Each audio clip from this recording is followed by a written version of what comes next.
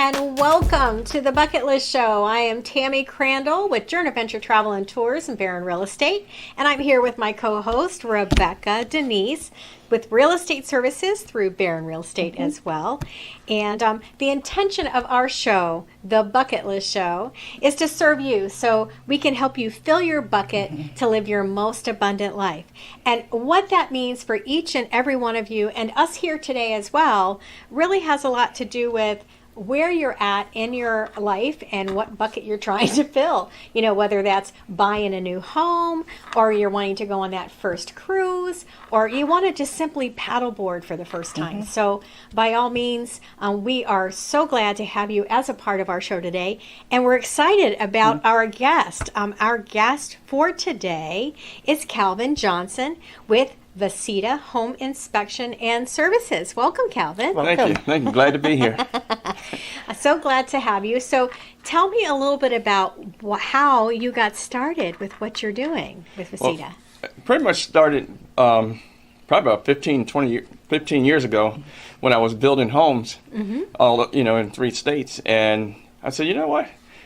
Why not go ahead and look into getting into the inspection part of it? Because I was running crews all over and what have you, and just had the tendency to want to go ahead and just switch gears a little bit, kind of take a break away from building, but yet not get too far away from it. Gotcha. And so that's how pretty much the home inspection came into play. Oh, fantastic. What states were you building in, just out of curiosity? Richmond, Virginia, Nice. and Atlanta, Georgia, and then, of course, wow. Florida. and Good Florida. for you. Great states. Yeah, definitely. We have better weather to build in. Oh, absolutely. Yeah. You can build year round. Yeah. The other Yes. states are limited. Yeah, that makes a big difference. That it does. So, obviously there's so much we can talk about when it comes to home inspections. Why a home inspection? Why is that important to clients today? Well, because of the fact that there's so much to a home that it's easy to buy a home that can be a limit, or just like a car. You can buy a car that has multiple issues that you don't physically see upon looking at it on a showroom. That's used of course. But same thing with a home.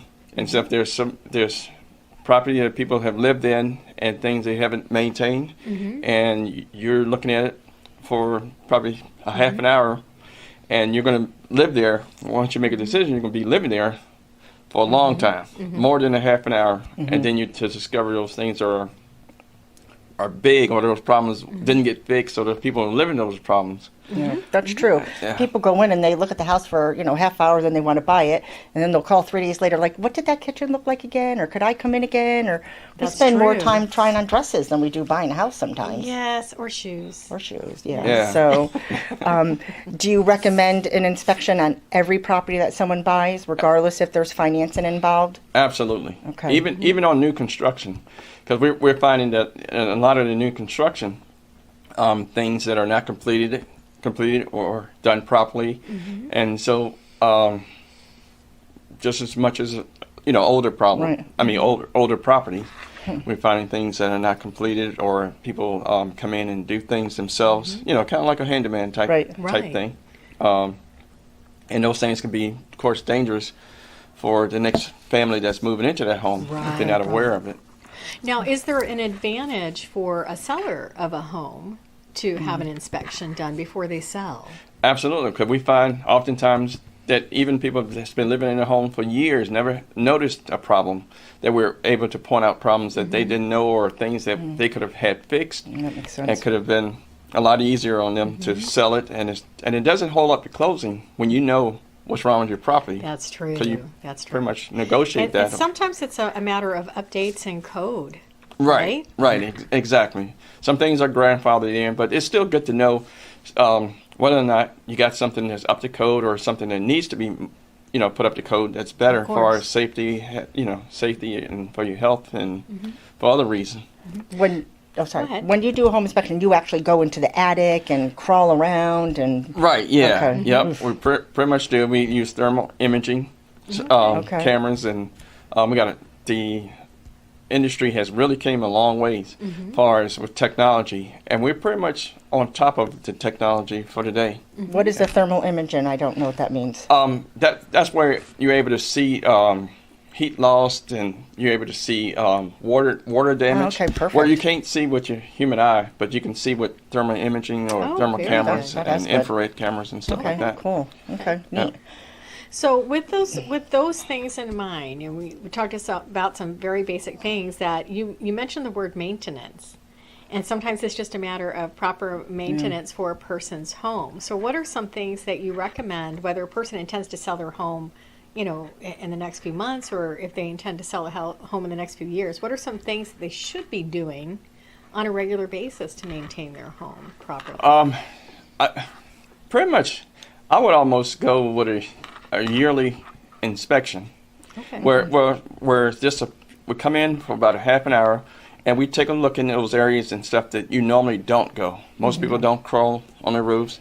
Yeah. Most people don't go into the attics, and most people don't check behind walls. Where now, like I said, with technology, we're able to look in between the walls with the thermal cameras and That's stuff so like neat. that. We're able Yeah. to spot roof leaks before they occur, and we can also see where caulking is being compromised, Okay. Oh, that's good and too. those type of things. So there's a lot of stuff that we can do that can prevent major costs or even insurance claims. Okay.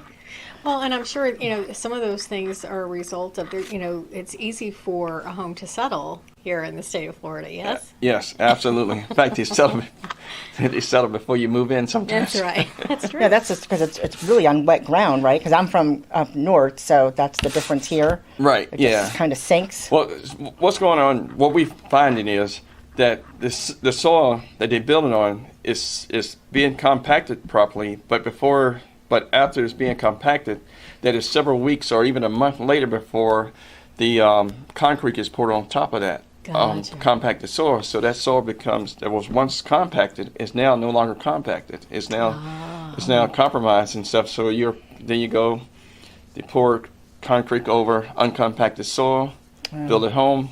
The floor cracks. Now That it's seems got like Yeah. settling. Yeah, That's where 'cause that settling's coming That's from. where that settling coming from. Okay, that makes Wow. sense. Yeah, it does. It And, does. and the contractors are not bringing those trucks, or the subcontractors are not bringing those crews, bringing those trucks back out to the job site. Once they've compacted it, that's pretty much it. Yeah, they sign off on it. They're done. And It there's is no, done. the towns or the city or county doesn't have if you compact today, you have to pour within 4 days. There's no requirement. Right. Not that we know of, and at least we know that it's not happening. Right, yeah. And, well, Okay. and what have you. Usually, it can go a while. Okay. It can Well, go- that's yeah, interesting. right. At least especially for someone who wants to build their house. So Right. now that's something we could share with, customers that are buying land and building. Right. If the bigger boys may not be doing that, but at least the customers who are building, that's something we want to share with them. Right. Yeah. Oh, good. And you got a lot of issues things can happen in between the day they compact it and the day that they actually pour, which rain. Right. Oh, that's Yeah. true too. Yeah. Rain. Rain pollution. here in Florida? Yep. Yep. Mud. That's it. It rains. Yeah. Absolutely. And then you have the plumbers that come in and redig holes and what have you for different Of course. different reasons and stuff. So you loosen the soil again. Oh, yeah. Yeah. Okay, Yeah. that's crazy. Yep. Yeah, it is a little bit crazy. I mean, I know I had to have plumbers myself come back in when we were in the middle of a build.